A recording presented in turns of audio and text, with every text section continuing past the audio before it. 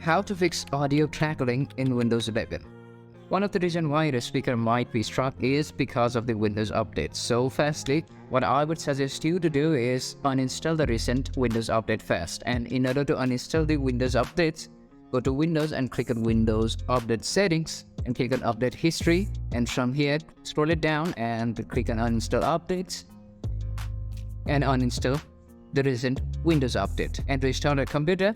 And if this still does not help, the next thing to do is to click on Sound Settings and make sure that your device is listed here. And sometimes changing the audio format really helps.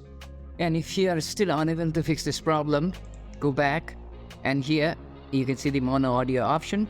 Simply turn on the mono audio option. And this also helps in some of the cases. And if you are still unable to fix this problem, in the Advanced tab you can see the Troubleshoot Common Sounds problem. Click on the Output Devices and run through this troubleshooting guide. So these are some of the methods on how to fix audio crackling in Windows 11. I hope one of the methods works for you, and if this works, please do subscribe and don't forget to leave us a like and comment.